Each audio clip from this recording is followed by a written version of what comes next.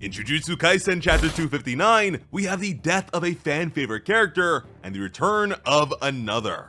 Choso raised a hand to his chin as he thought about how to explain convergence. Yuji revealed that he would be switch training with Yuta and Kusakabe, so his blood manipulation would need to be improved the old-fashioned way. With that being said, they only had a single month to do so he was open to whatever they might have in mind. And in typical shonen fashion, Choso had a hard time explaining convergence. Noritoshi Kamo told Yuji to imagine himself bathing in hot water. He needed to envision the heat covering his whole body. From there, he could force his blood vessels to expand, creating a general outline of his body. That was the basic formation of blood manipulation. To Yuji, it sounded like peeing himself, which wasn't too far off. Noritoshi added that convergence is a technique that involves blood compression, so they would use something that can be easily crumpled in Yuji's hands like a sponge or paper to aid in the imagining. Hands or clay were viable options too. Yuji let his brother know that this is what proper tutelage looks like. Desperately wanting to be useful, Choso urged his brother to ask him about Supernova. But before that could happen, Noritoshi emphasized the fact that they don't need Yuji's blood manipulation to be a potent staple of his arsenal. Covering the basics alone would better serve them, which only made Choso feel that much worse. We are then informed that Sukuna can open the furnace doors after preparing both cleave and dismantle. Although it doesn't lack firepower, the furnace's flames left much to be desired in terms of both range and speed. To make up for this, Sukuna accepted yet another binding vow. Now, outside of his domain, furnace can only be used on one target at a time. This vow would allow Sukuna to absolutely incinerate anyone within Malevolent Shrine's range. It would also cause all the resulting particles to gain explosive cursed energy. Aspects of the domain were changed too. It only allowed living creatures to enter, thus maintaining Malevolent Shrine's output while also keeping it airtight. Raume accepted this as a sign of their victory. Akari and Yuji could only look on as Sukuna's power made its descent. The particles became thermobaric explosives that spread to each and every inch of the domain. The furnace's heat instantly spread the detonations, resulting in extremely hot, rapidly compressing and decompressing shockwaves that would kill all living things inside the domain. The use of this technique was previously enough to one-shot the mighty Mahoraga in Shibuya. While fighting against Gojo, because of course we have to mention Gojo, Sukuna changed the conditions of his barrier technique and kept restricting its effective range. This weakened his firepower and kept the furnace sealed. Yuji heard his brother's voice call out to him. Looking up with wide eyes, he wondered what Choso was doing. The death painting had sacrificed himself to protect his little brother. Choso looked at him without saying anything. Yuji realized what was happening and immediately refused the reality. As Choso's body fell apart, he apologized for being so useless during his brother's training since he tends to do things instinctively. Yuji cried out Choso's name, but stopped himself. They were inside of a protective barrier Choso created. Yuji thought about the mention of instincts. Choso was totally right. His natural instinct was to protect his brother, even at the expense of his own life. Seated at the far ends of a long table with two empty chairs, Choso complimented Yuji on figuring out reverse curse technique faster than he did. Yuji dismissed the compliment. He didn't want to take credit for something that only happened because Sukuna used it a lot in his body. But Choso told the kid not to be so modest.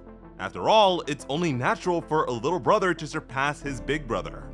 But Yuji didn't see that as any reason for Choso to leave. Looking up with a smile, Choso knew that he needed to apologize to Tsukumo too. Looking down, he told Yuji he was sorry for leaving him on his own again. Yuji was shocked that Choso was worried about that. He reminded Choso that he was there for him when he needed someone the most. To him, that was more than enough. Choso looked at him with emotional eyes as he processed the declaration. He remembered speaking to his other siblings as cursed objects. When they called out to him, he reminded them that he was with them. When they were cold, he urged them to speak.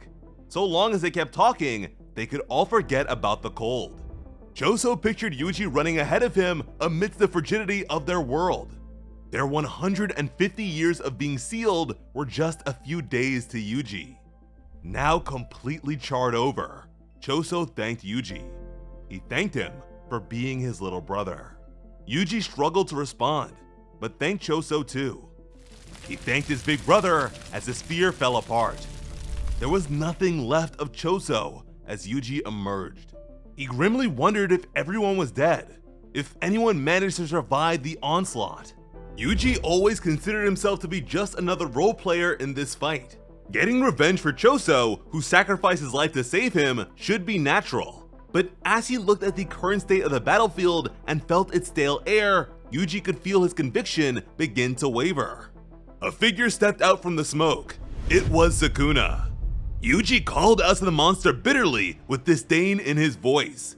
But then, his eyes widened with disbelief. Yet another figure emerged from beyond the smoke. It was none other than Todo, with a bandaged arm. Yuji was more than surprised to see his friend. In the past, Mei Mei spoke with Todo. By using her crows in tandem with his boogie woogie technique, they could remove people from Sukuna's domain. Being inside it would mean instant death. Mei Mei couldn't guarantee it would save them, but it was worth a shot. Because he'd be outside the domain, Todo would need to extend the effective range of his technique considerably. He'd likely end up with more than 4 targets to take care of too. Mei Mei wondered if he would be up to the task, considering the current state of his arm. Todo wasn't totally sure, but he could still feel the throbbing beat, the pulse of Boogie Woogie. Todo told Mei Mei that they couldn't let Yuji know about the plan, and he assumed that she already knew why. The issue came down to resonance. Yuji and Sukuna were 2 souls that shared a single body. Even though they're currently apart, their connection runs deep. The Yasuhachi bridge mission was caused by Yuji's consumed finger resonating with another one. Mei Mei deduced that Todo is suggesting that Yuji might unknowingly leak the details of their plans to Sukuna. Todo confirmed this. They would operate in the same way with Yuta's plan, telling him to only start it moments before. They couldn't afford to let Yuji know about anything they had in mind. In response, Mei Mei promised her silence. His plan with Mei Mei, the time he spent further honing his technique with Yuta, his inability to verify everyone's safety, the fact that he couldn't swap Yuji or Choso since they were in the epicenter of Sukuna's domain. Todo didn't have time to tell Yuji about any of this. Instead, he apologized to Yuji, who hung on every word. Todo then declared that everyone was probably fine. Yuji was surprised by this. He fully accepted the words, even without proof. It was all he could do for now. And the reason Todo didn't have time to explain anything was simple. Yuji slammed his fists together while Todo tore off his bandages. After using his domain, Sukuna has entered a new state. The ancient sorcerer welcomed them. It is now very difficult for Sukuna to use curse techniques. The time to act is now. Oh man, what a painful chapter. We've lost yet another soldier in this war against the King of Curses. The fact that the main character lost his older brother to a heat-based attack is giving me major One Piece PTSD. I've seen plenty of people complain about Todo's disappearance from the story, so hopefully more fans are willing to let Gege cook after this. Generally, I tend to prefer manga over anime, but when this arc makes its way to the anime, JJK should be trending week after week. I can already see the hype reaching a fever pitch. Let me know which hit harder for you, Choso's death or Todo's return. As always, I'm Sliceable Otaku. Thank you all so much for watching and have an awesome day. I love you.